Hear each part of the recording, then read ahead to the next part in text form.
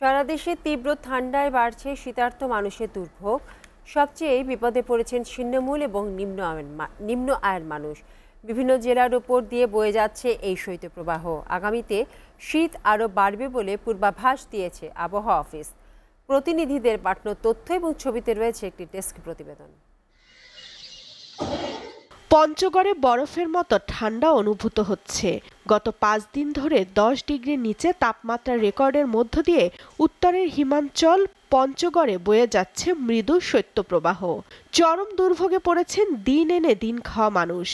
সকালের তীব্র শীতে কাজে বের হতে পারছে না দিনমজুররা, ফলে দেখা দিয়েছে অর্থকষ্ট। তেঁতুলিয়া আবহাওয়া পর্যবেক্ষণ কেন্দ্র জানায়, সকাল 6টায় জেলার সর্বনিম্ন তাপমাত্রা রেকর্ড করেছে 9.3 ডিগ্রি সেলসিয়াস। কুড়িগ্রামে শীত কষ্টে নিম্ন আয়ের মানুষজন।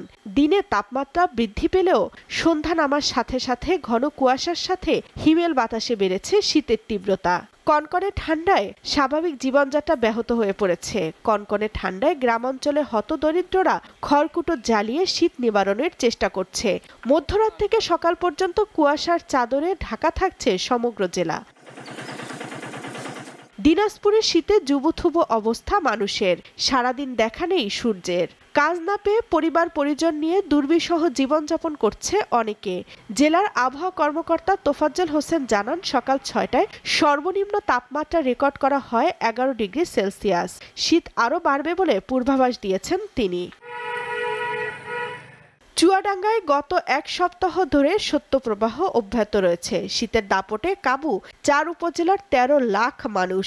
খড়কুটো জ্বালিয়ে শীত নিবারণের চেষ্টা করছে হতদরিদ্র মানুষ। বেচাকেনা বেড়েছে গরম কাপড়ের। আবহাওয়া অফিস জানায়, সকাল 9টায় জেলার সর্বনিম্ন তাপমাত্রা রেকর্ড করা হয় 10.9 degree Celsius. SATV news desk.